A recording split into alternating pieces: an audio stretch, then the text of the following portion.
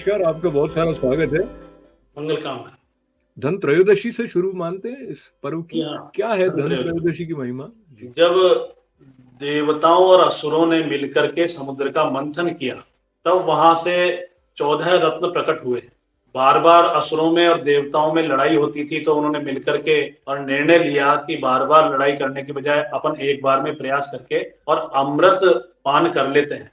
तो उस अमृत के लिए मंथन किया गया, वासुकी की रस्सी बना करके, और सुमेरु पर्वत के द्वारा उस मथनी के द्वारा उस समुद्र को जब मथा गया, तो उसमें से विष आदि 14 रत्न निकले, जिनमें से अंतिम जो अमृत था, अमृत जो अंतिम जो रत्न था, वह अमृत का कलश लेकर के धन्वंतरी स्वयं प्रकट हुए। जैसा कि धन्वंतरी नाम है, और सबसे बड़ा धन है, पहला धन है आयु। आपका निरोग रहना सबसे बड़ा धन है। ये काय मतलब पहला सुख निरोगी काया। तो जी। इसको ही अमृत लेकर के जब प्रकट हुए, तो असुर लेकर के उसको भागे, और असुरों के लेकर के भागने से कुछ बूंदें जहां जहां गिरी, वहां पर हर 12 साल बाद जब बृहस्पति आते हैं, तो 4 जगह पे कुंभ होता है, इलाहाबाद, नासिक, उज्जैन, यहाँ पर कुंभ होता है। तो यह अमृत कलश लेकर के धनवंतरी प्रकट हुए। और इस दिन ऐसा विधान है कि यम के लिए भी दीपदान करना चाहिए। एक 4 मुख की 4 बत्तियां बना करके एक दीपक में, और घर के बाहर या घर के बिल्कुल ठीक सामने यम के निमित्त एक दीपदान करना चाहिए। ऐसा धन्वंतरी पूजा के दिन करना चाहिए हमें। यह पहला पर्व है धन्वंतरी का। हमें से कई लोग धन शब्द का अर्थ यही समझते हैं कि वे धन, तो धन त्रयोदशी तो हम सोचते हुए धन खूब आ जाएगा, इसलिए एक परंपरा अपने यहाँ है, इसलिए है या जो भी है, उस दिन हम ज्यादातर कुछ चांदी का या सोने का कुछ सामग्री खरीदें, ऐसी परंपरा परिवारों में देखी जाती। वो उसका शास्त्रीय ढंग से क्या अर्थ बनता है? देखो, नवीनता तो कुछ आनी ही चाहिए। ये पूरा ही मास जो है ना, कुछ विशेष पर्वों को लिए हुए होता है। दीपावली के दिन अलक्ष्मी को बाहर करके और लक्ष्मी को, भौतिक लक्ष्मी को ज्यादा आजकल हम समझने लग गए हैं। तो भौतिक लक्ष्मी के रूप में हम कुछ क्रय करके और घर में लाने की एक मान्यता हमारे प्रचलन में है।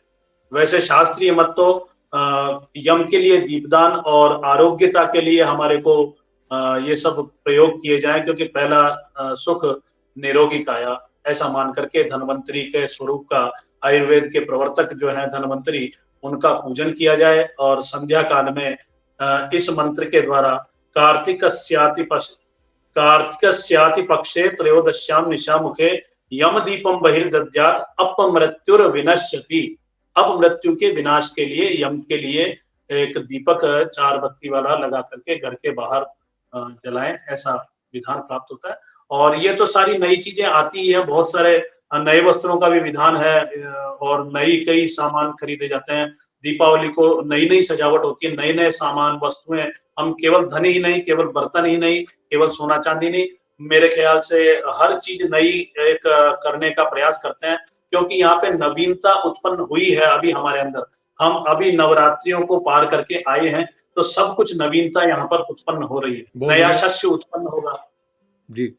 नया तो नया फसल आएगी। ये सब अभी समझाएंगे, अभी परिचर्चा में आएंगे। सब सब नवीनता बिल्कुल यहाँ पे तैयार होने वाली है, इसलिए तो बिल्कुल नवीनता के लिए हमें भी तैयार होना चाहिए, उसका स्वागत करने के लिए। उसी दिशा में पंडित हेरम्ब स्वरूप जी के साथ जो ये चर्चा चल रही है, तो इसमें हम सबको अच्छा लगता है सुंदरता हो। और एक चतुर्दशी जो आती है दीपावली के जस्ट पहले वाली दिन, जो इस बार जब हम 2023 में ये बात रिकॉर्ड कर रहे हैं, तो 12 नवंबर को दीप पर्व आ रहा है, ठीक है। और तो 11 नवंबर का दिन है वो रूप चतुर्दशी का है। और जो बात अभी जी। पंडित जी ने बताई, वो 10 नवंबर के साथ ठीक बैठती है, जो कि थी धन त्रयोदशी की। और अब हम बात करते हैं रूप। आय हाय हाय ये रूप जो शब्द है ना, वो कई जगह ले जाता है, पर अपने आप में रूप का मतलब कोई भी आकार है तो रूप है ना। नाम रूपात्मकम जगत, ऐसा कहते हैं। तो ये रूप चतुर्दशी की, जी, क्या विशेषता है रूप चतुर्दशी की? देखो, भगवान को जानने के 4 ही तरीके हैं: नाम, रूप, लीला और धाम। जी। नाम, रूप, लीला और धाम, ये 4 ही तरीके होते हैं भगवान को जानने के। तो सबसे पहले तो नाम है ही। और दूसरा जो इसका स्तंभ है भगवत चर्चा परिचर्चा का, वो है रूप। तो उसी संबंध में हम रूप चतुर्दशी की परिचर्चा कर रहे हैं। शास्त्रों में उल्लेख आया है कि धन त्रयोदशी भी जब सायंकालीन तिथि हो तब धन त्रयोदशी अपने को मनानी चाहिए। और रूप चतुर्दशी के बारे में भी यही मान्यता है कि जो सायंकालीन चतुर्दशी अमावस्या के पहले वाले दिन जो उपलब्ध होती है सायंकाल के समय पे, उस दिन हमें रूप चतुर्दशी का पर्व मानना चाहिए। सुबह प्रातः उठ करके और हमें स्नान इत्यादि करना चाहिए और पूरे शरीर पे तेल अभ्यंग इत्यादि करने का हमें इस दिन विधान प्राप्त होता है। यद्यपि कोई भी वार हो उस दिन, तो वार के दिन भी क्षौर कर्म कराना चाहिए। क्यों? क्योंकि वो उसका नाम ही रूप चतुर्दशी है। उस दिन यह निर्देश है कि उस दिन क्षौर इत्यादि किए जाए, नाखून वाखून काट करके बाल संवारना करना, यह सब रूप चतुर्दशी का उस दिन हमारे को शास्त्रों में निर्देश मिलता है। क्योंकि कार्तिक मास है, नवीनता आने वाली है, तेल का बड़ा महत्व होता है। आपने आजकल तो स्पा वगैरह सब हो गए हैं, तो तेल ये मर्दन करने का भी इस महीने का विशेषता है। शरद ऋतु इस समय आ चुकी होती है, तो शरद जीवे में शरद शतम शतघ्नो शृणुयाम शरद शतम प्रभवाम शरद शतमदीना श्याम शरद शतम भूयश्च शरद शतात। हमारे यहाँ दो ही तो ऋतुओं की गाथाएं गाई गई है, तो वसंत और एक शरद। तो इस समय शरद आ चुकी होती है, कार्तिक मास है, तेल का अभ्यंग मर्दन इत्यादि करना चाहिए। इनके साथ दो कथाएं जुड़ी हुई है। एक तो भगवान कृष्ण जब भौमासुर का वध करने गए, तब उन्होंने जाकर के भौमासुर का वध किया और वहां से 16,100 रानियों को उसके कारागृह से छुड़वाया और उन सबको एक साथ एक ही मुहूर्त में भगवान कृष्ण ने स्वीकार किया। तो यह भी नरक चतुर्दशी के दिन की, रूप चतुर्दशी के दिन की कथा है।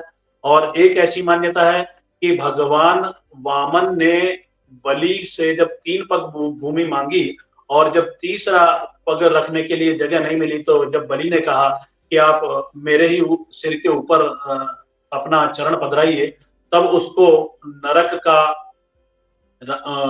पाताल लोक का राज दे दिया। और यह भी नरक चतुर्दशी के दिन की ही कथा है। वस्तुतः क्या है कि हमें जो एक ऐश्वर्यों की, भौतिक ऐश्वर्यों की जो लालसा, अति लालसा हो गई है, उसका असुरत्व खत्म हो करके और उसमें देवत्व की प्राप्ति हो, भगवान का चरण यहाँ पर आकर के विराजे, ऐसी कथा, यह सब कथा यह संकेत करती है। तो यह कथा भी रूप चतुर्दशी के दिन की ही कथा है। अतः इस रूप चतुर्दशी के दिन हमें 14 दीपक जो है भगवान के निमित्त अपने घर के बाहर प्रज्वलित करने चाहिए, ऐसा शास्त्रों में उल्लेख है। तो बहुत ही सुंदर बताया आपने। तो रूप चतुर्दशी के साथ 3-4 कथाएं एक साथ मिली हुई हैं। वो भौमासुर, नरकासुर का वध करने वाली प्रसंग है, और एक एक के विस्तार में जाएं तो वो एक और अलग दिशा में इस सत्संग को ले जा सकता है। पर हम अपने तौर पर पता करें कि कितनी समृद्धि हमारे लिए संजोकर हमारे ऋषि मुनियों ने रखी हुई है, जिसको लेकर ये सनातन परंपरा जागृत भी है और प्रेरणा प्रचुर मात्रा में इससे हमें प्राप्त होती है।